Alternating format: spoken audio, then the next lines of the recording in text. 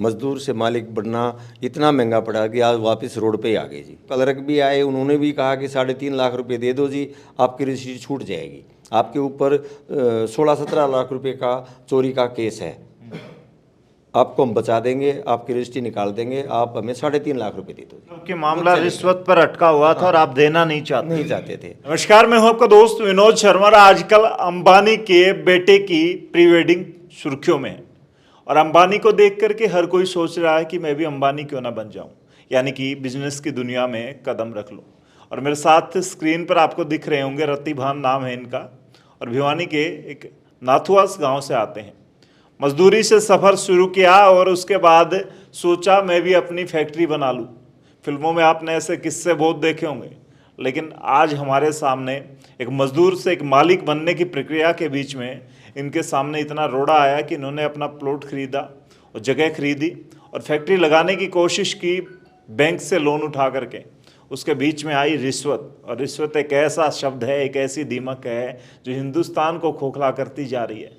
ये एक डिपार्टमेंट की बात नहीं है या एक स्टेट की बात नहीं है।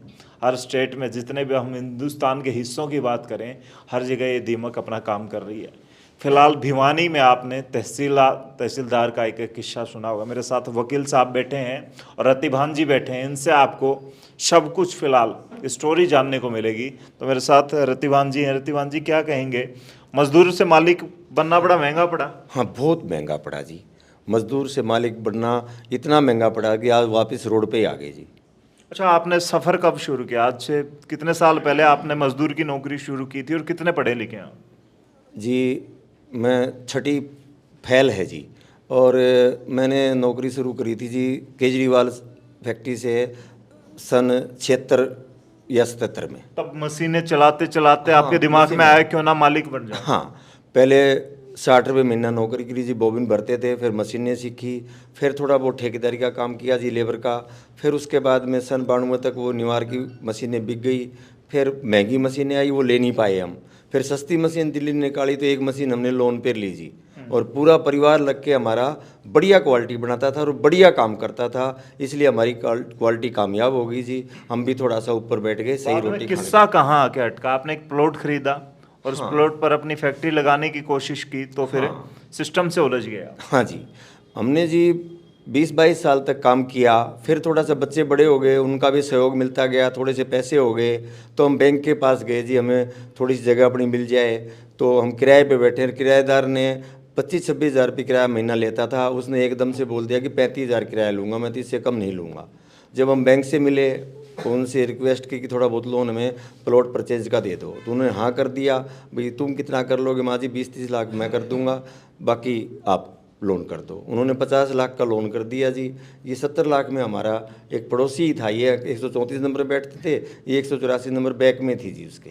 हमने उनसे बात कर ली, उन्होंने कह दिया कि हम बेचना चाहते हैं, और उन्होंने हमें बातचीत करके हमने ये फैक्ट्री ले ली जी, और बैंक से लोन हो गया। हम रजिस्ट्री करवाने के लिए गए ना कोर्ट में, जब रजिस्ट्री रूम में सुदर्शन नाम के जो आदमी हैं, ये थोड़ा बहुत हमें जानते थे, लेकिन वहाँ बैठे हुए थे जी। उन्होंने कहा भाई तेरी रजिस्ट्री है आज? हाँ जी मेरी रजिस्ट्री है आज।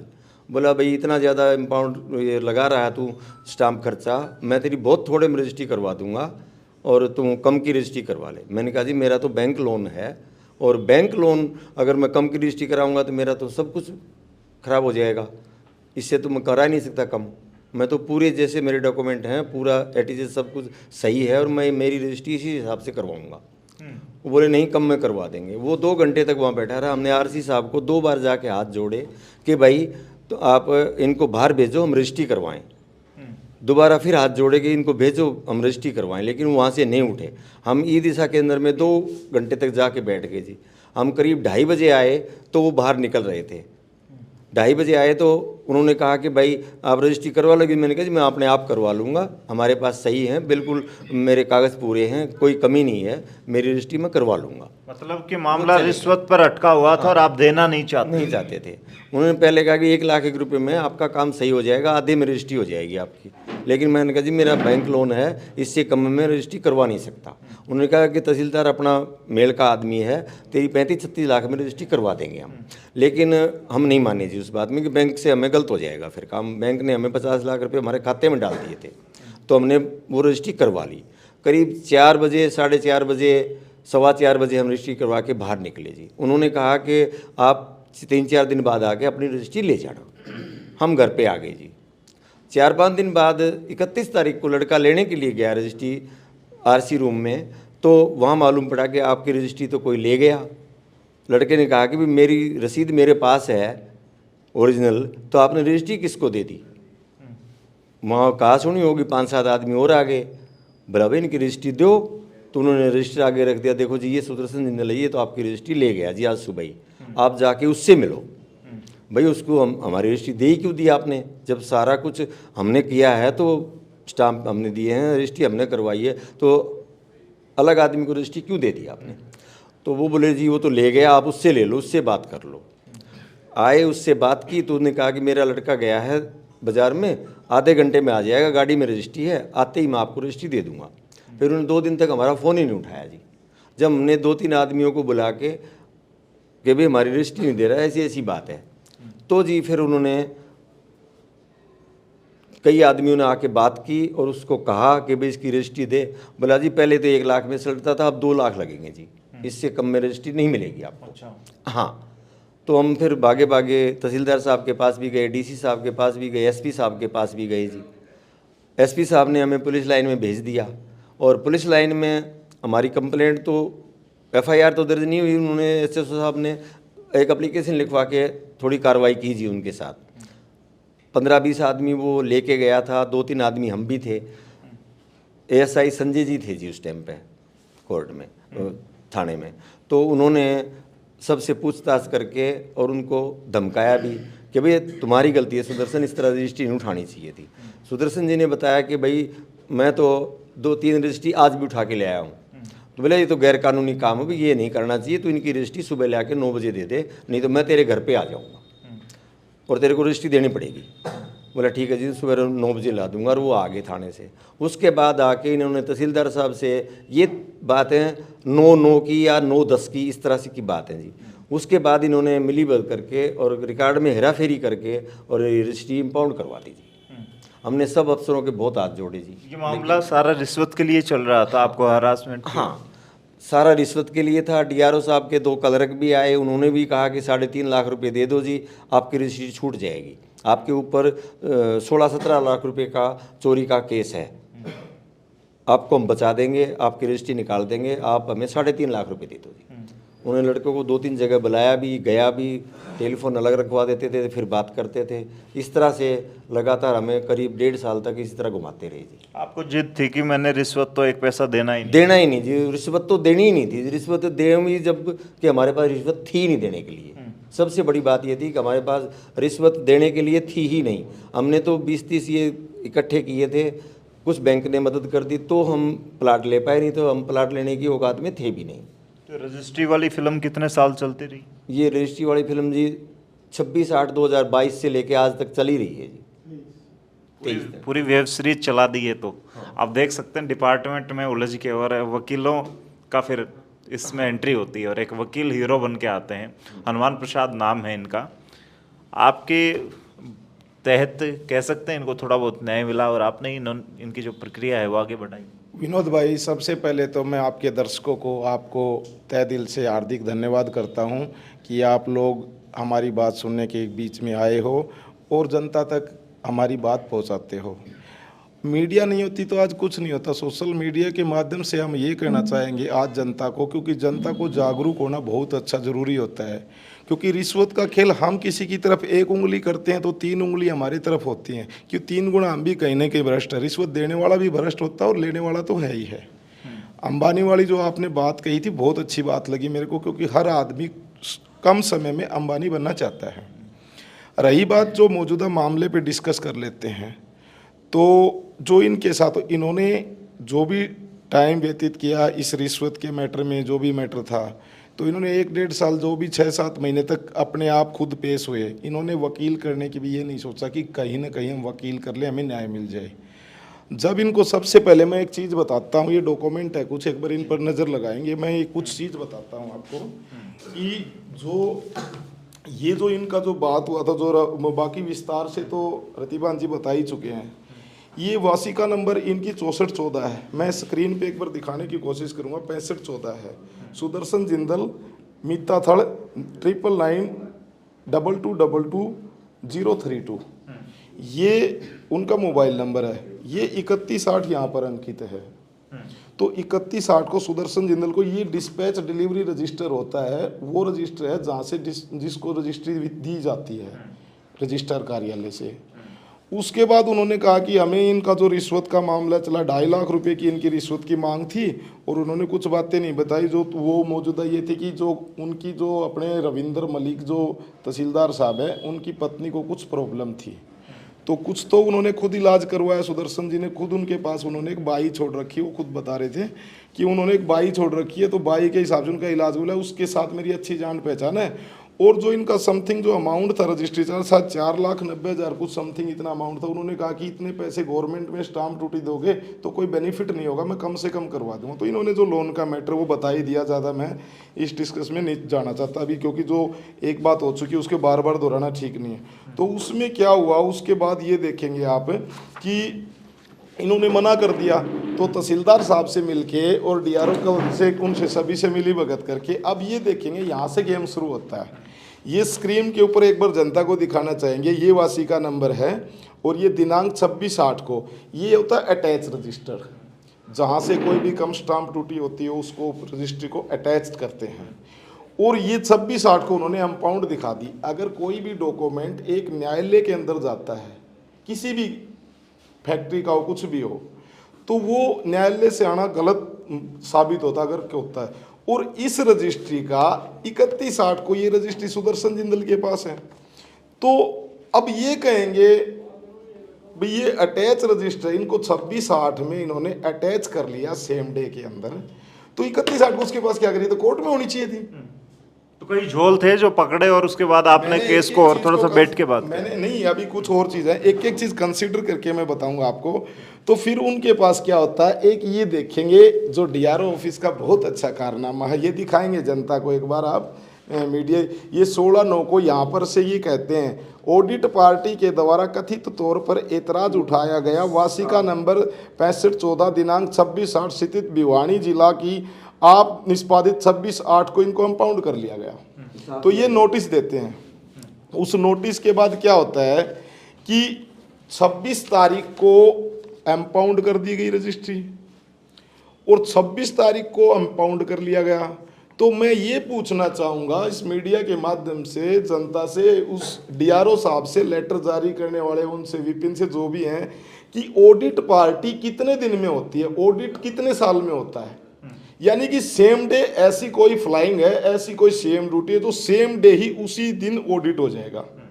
तो ये लेटर देखें, ये कहने की तो बात ये होनी चाहिए थी कि सुदर्शन जिंदल ने कंप्लेंट की है आपकी, और कंप्लेंट के हिसाब से अगर नोटिस जारी, उनको ये नहीं पता कि आप क्या जारी कर रहे हो, क्योंकि हमेशा कोई भी चोर चोरी करता है तो कुछ न कुछ अपनी एविडेंस जरूर छोड़ता है। उसके बाद मैं आपको ये दिखाना चाहूँगा कि सुदर्शन जिंदल ने क्या किया। ये एक चिट्ठी लिखते हैं, ये देखिए स्क्रीन पे दिखाएंगे एक बार। इसमें लिखते हैं, सविनय निवेदन यह है कि बेनामा क्रमांक 6514 दिनांक 26/8/2022 भिवानी में औद्योगिक प्लाट नंबर 184, जिसमें हम आज बैठे हैं, जो कि पंजीकृत किया गया, इसमें स्टाम्प चोरी का ये कहा। तो इन्होंने ये डेट देखेंगे, इसमें 26/8 ही है।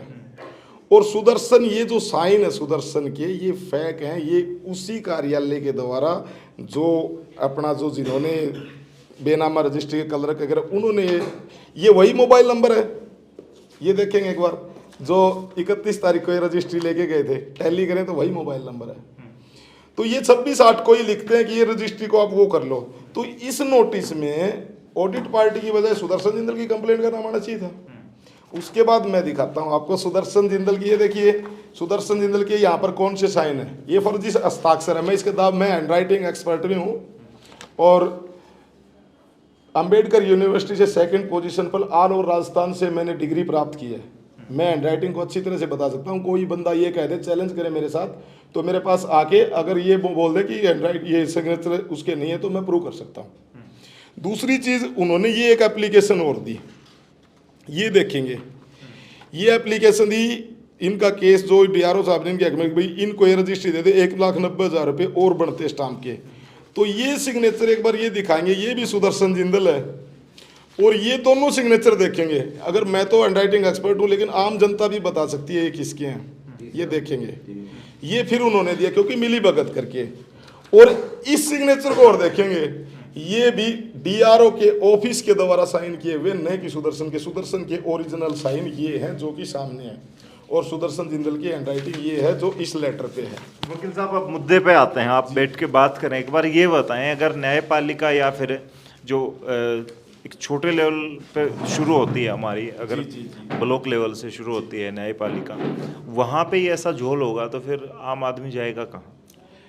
मैं विनोद जी ये कहना चाहूँगा आपको, जो जैसे हमारे जो द्वितीय श्रेणी सहायक कलेक्टर प्रथम श्रेणी एक जज के रूप में ही होता है। पहली तो पंचायत होती है, प्रथम मजिस्ट्रेट, द्वितीय श्रेणी ये होती है। मध्यस्थम की बात करें तो ऑलरेडी मेरे को ये कहने में संकोच नहीं होगा कि एक लियाकत अली खान है, उनका वकील मैं था। मुझे ये पता है कि बैप्टिस्ट के घोटाले में काफ़ी सारे अधिकारियों का भी नाम था। कुछ तो जो इसमें एक एक्यूज है विकास, वो तो फरार ही चल रहा है, आज तक पेश ही नहीं हुआ। तो ऑलरेडी जिनके ऊपर एलिगेशन लगे, जो अगर बचाने वाला ही है ना, जिसको मारेगा तो बचाने वाला कौन आएगा? तो आज नहीं, ऐसा काफ़ी बार भी न्यायपालिका के ऊपर कोई अफसर ऐसे हो जाते हैं। लेकिन जो चीज़ मैं आज करता हूँ, जो भाजपा जो काम करती है, मैं पार्टी लेवल की बात करता हूँ, ये वहाँ से गुड़गांव से भी सस्पेंडेड है, ये वहाँ से बहाल होकर फिर भिवानी नियुक्त किया गया था। तो कांग्रेस ने जितना भी काम किया सारा इतना गलत है। तो वो इतने अफसर बढ़ा रखे हैं, कोई 10 पैसे क्या अपना मेहनत से करके कोई रजिस्ट्री क्या करवा ले। तो मैंने कोर्ट के अंदर कंसीडर किया मामला। कोर्ट ने अच्छी तरह से अपने JMIC चेयरमैन साहब, जो जस्टिस बोर्ड के जो चेयरमैन है अपने चाइल्ड के, तो उन्होंने अच्छी तरह से मामले को कंसीडर किया और कंसीडर करने के बाद तुरंत प्रभाव से FIR रजिस्टर्ड करने के आदेश दिए। और फिर भी हमने क्या हुआ, देखिए ये जो FIR है ये 6/2 का ऑर्डर है। 19 तारीख को वहाँ पर ऑर्डर पहुँच गया। उसके बाद भी SP साहब ने कहा मामला हाईलाइट है, ऐसे नहीं होगा। तो मैं पूरा एक दिन लगा के वहाँ पर SP साहब को सारा मामला दिखाया। SP साहब ने कोई डिले नहीं करते हुए तुरंत प्रभाव से SHO मदन लाल जी को आदेश दिया, सिविल लाइन को, कि तुरंत प्रभाव से आप FIR रजिस्टर्ड करो इसकी। तो ये FIR की कॉपी है। और फिलहाल आप स्क्रीन पर देख भी रहे हैं इस कॉपी को, फिलहाल आप देख रहे हैं, मैं शॉर्ट्स आपको दिखा पा रहा हूँ जी। खिलाफ ये FIR रजिस्टर्ड हुई है और अभी तो इन्वेस्टिगेशन होनी जरूरी है। तो डॉक्यूमेंट्री एविडेंस इतने हैं हमारे पास कि कोई भी अधिकारी कई बार क्या कह देते हैं, हमारे पास धमकियां भी आई हैं, बोले क्या कर लेंगे, हम FIR को कैंसिल करा देंगे, हमारी पावर है, CM तक है, हम RSS के आदमी हैं। अरे आप कुछ भी हो, लेकिन न्यायपालिका ने जो चीज़ देख के करवाया तो कैंसिल करवाओ, आपकी मर्जी है, ना करो आपकी मर्जी है। लेकिन ये चीज़ जो न्यायालय ने देखा, जाना तो फिर भी न्यायालय के पास ही है। भाई पावर है आपकी, तहसीलदार आपकी जेब में रहता है और जो रजिस्ट्री क्लर्क आपकी जेब में रहते हैं। और एक चीज़ और भी आई, उन्होंने ये कहा कि जो विपिन है उनके कुछ है ना, हमने चंदा भी दिया 25-30 हज़ार रुपये का, हमने उनको खर्चा भी दे रखा। तहसीलदार साहब की मैडम के पास बाई छोड़ रखी है, उनकी मैंने बीमारी ठीक की है। सुदर्शन जिंदल जी जो पूर्व पार्षद हैं, जो कि नप वाले मामले में जो 15 लाख का मामला था उसमें शिकायत करता भी थे कहीं ना कहीं। उस शिकायत के ऊपर मैं ये कहना चाहूँगा कि कई बार क्या होता, मैं अभी पिछली योजना में भूतपूर्व सरपंच रहा हूँ, अभी प्रेजेंट सरपंच था पिछली योजना में, अब तत्कालीन हूँ। तो मेरे को भी 19 लाख रुपए स्कॉर्पियो देने वाले मैंने 125 एकड़ ज़मीन कब्जा से मुक्त करवाई थी। तो मेरे पास भी रिश्वत वाले बहुत आए, लेकिन बिकने वाली दुकान कहीं और होती हैं। लेकिन कोई न्याय की बात करें तो आज भी है ना, वो कहते हैं कि टाइगर जिंदा है, तो कहीं ना कहीं न्यायपालिका में टाइगर अभी जिंदा है। लेकिन तकरीबन सिस्टम विनोद जी बहुत गलत चल रहा है। मैं रतिवान जी से बात करूँगा। जिस तरीके से सारी रजिस्ट्री आपके हाथ में आ गई, मामला सुलझ चुका था, फिर FIR की तरफ क्यों गए, क्या वजह रही इस तरह की? क्योंकि आप तो कह रहे हैं कि धमकियां तक आपको मिल रही हैं। हाँ साहब, FIR की तरफ हमें मजबूरी में जाना पड़ा जी। हमारे जो मैनेजर साहब थे जिन्होंने लोन किया था, और वो रिटायर हो रहे थे 29 तारीख को, फरवरी 29 को, तो उनकी नौकरी पर आँच आ रही थी। तो हम कोर्ट की तरफ भागे जी कि वे आज तक मेरा पूरा नौकरी का फ्रेश है, और अब तुम्हारी वजह से, रजिस्ट्री न आने की वजह से आपके ऊपर भी इल्ज़ाम आएगा और मेरे ऊपर भी इल्ज़ाम आएगा, दोनों पर एक्शन लेगा। इसलिए हमें कोर्ट में जाना पड़ा जी। और हरासमेंट रहा जिस तरीके से, ये दौर रहा, कैसा रहा जी? हमारे 20 लाख का लोन था वो भी कैंसिल हो गया, सारे खाते बंद कर दिए बैंक ने हमारे। एक जो इसको बोलते हैं कि लिमिट बढ़ाते हैं, क्या बोलते हैं भाई उसको, टर्नओवर था उसका वो जो लिमिट बढ़ानी थी, हमारा जो बढ़ना था वो भी कैंसिल कर दिया जी उन्होंने। तो हम बहुत बुरी तरह से, हमारी 7-8 महीने फैक्ट्री बंद रहेगी, बिल्कुल बैठे हुए लेबर को पैसे देने पड़े जी। और काफ़ी सुबह जाते 9 बजे, रात के 9 बजे तक कोर्ट में रहते, सब अफसरों के पास 10-10 बार एप्लीकेशन लगाई जी, किसी तरह से हमें हमारा ओरिजिनल रजिस्ट्री दे दो, जो बैंक की रजिस्ट्री है उसको दे देंगे, जो आप कार्रवाई करेंगे हमें मंजूर होगी, लेकिन किसी अफसर ने सुनवाई नहीं करी जी। लास्ट में क्या कहेंगे कि आम आदमी भ्रष्टाचार के खिलाफ लड़ सकता है, सिस्टम के खिलाफ लड़ सकता है, कहीं ना कहीं नहीं उसमें लड़ जो सकता जी, नहीं लड़ सकता जी, कोई सुनवाई नहीं करेगा जी। अब ये तो वकील साहब ने बता दिया और उन्होंने केस कर दिया, नहीं तो हमारी डीसी साहब, एसडीएम साहब, डीआरओ साहब, अनिल विज के साथ हम गए जी, उन साहब के पास भी एप्लीकेशन लगाई। माननीय ये अपने ऐसे कृषि मंत्री हैं, इनके पास भी हमने एप्लीकेशन लगाई कि हमारे साथ बुरा हो रहा है जी, लेकिन कहीं भी सुनवाई नहीं है जी, बिल्कुल भी कहीं भी सुनवाई नहीं है जी। ये तो कोर्ट ने आके आदेश दे दिए तो बात बनी जी, नहीं तो एसपी साहब के पास 2 बार पेश हुए, 8-10 बार हम डीसी साहब के पास पेश हुए, कोई कार्रवाई नहीं हुई जी कहीं भी। एसडीएम साहब थे अपने, उनके सामने भी गए, सिटी मजिस्ट्रेट के सामने भी हमने बयान दिए जी, डीआरओ साहब के पास कई बार गए, तहसीलदारों के पास भी कई बार गए, लेकिन किसी ने सुनवाई नहीं करी जी। हमने 100 एप्लीकेशन लगाई होंगी कम से कम सब अफसरों के पास, और उनकी तो एक एप्लीकेशन पे सारी कार्रवाई हो रही है जी। हमारी रजिस्ट्री इम्पाउंड के लिए हमने 100 अफसरों के सामने लिख के दे दिया जी, हमारी इसमें गलती नहीं है, हमने रिश्वत नहीं दी, इसलिए हमारा केस खराब हो रहा है जी, इसलिए हमारी रजिस्ट्री रुकी हुई है। आप हमारी एप्लीकेशन एक आध पर हमारी भी सुनवाई करो, लेकिन किसी अफसर ने सुनवाई करी नहीं जी, बिल्कुल भी। तो फिलहाल ये एक पीड़ा थी, एक मजदूर से मालिक बनने चले रहे थे वाहन की, ऐसी बहुत सारी खबरें हैं, न्यूज़ हैं जो आप तक पहुंच नहीं पाती। लोग सिर्फ नीचे ही नीचे उन चीज़ों से झकझोर जाते हैं और फिर कहीं ना कहीं दबे कुचले वर्ग से आते हैं तो वो आवाज़ भी नहीं उठा पाते। और जैसे रतिभान जी ने कोशिश की और जीत गए, लेकिन क्या कहते हैं इसमें विनोद जी एक चीज़ मैं और कहना चाहूँगा आपकी मीडिया के माध्यम से कि उस दिन 26/8 को इसी एरिया के क्षेत्र की काफ़ी रजिस्ट्रियाँ और हुई थी, वो इनके कम रेट से हुई थी, क्यों उनको कंपाउंड नहीं किया गया, स्पेशली इन्हीं को टारगेट बनाया गया। तो रिश्वत वाला मामला भी कहीं ना कहीं ऐसे दिखाई देता है, क्योंकि स्पेशल एक ही रजिस्ट्री जो 6514 है 26/8 की 2023 की, उसी को टारगेट बनाया गया। मेरे पास वो कॉपी भी है, मैंने कोर्ट के सामने दिखाया कि उस दिन 7-8 रजिस्ट्रियाँ और हुई हैं। सेम डे जो लेटर है, डिस्पैच लेटर, इसके अंदर उन रजिस्ट्रियों का नाम भी अंकित है। अगर इन्वेस्टिगेशन करे पुलिस प्रशासन तो उस दिन ये भी देखें कि जितनी रजिस्ट्रियाँ और हुई है इनसे भी कम रेट में इसी औद्योगिक क्षेत्र की, तो उन कंपाउंड क्यों नहीं किया गया, क्योंकि स्पेशल इनको टारगेट क्यों बनाया गया। तो फिलहाल भाई ये वीडियो आप शेयर करें, कमेंट में लिखें कि आपके साथ भी ऐसी समस्या का सामना आपने या आपके साथी ने करना पड़ा, या फिर सिस्टम के बारे में आप क्यों कुछ कहना चाहेंगे, क्योंकि इन्होंने अभी कहा कि अच्छे लोग भी, जैसे वकील साहब ने कहा कि अच्छे लोग भी मौजूद हैं जो रिश्वत के खिलाफ है, लेकिन रिश्वत की लालच भी कहीं ना कहीं बहुत सारे अधिकारी घिरे बैठे हैं आज भी। बेशक बीजेपी या फिर मोदी सरकार हो, बेशक कोई भी हो, लेकिन जो ये जाल है ये बड़ा जाल है और ये मक्कड़ जाल फैला हुआ है पूरे हिंदुस्तान में। फिलहाल कमेंट में लिखते हुए इस वीडियो को शेयर करें। तब तक के लिए धन्यवाद। राम राम, जय हिंद।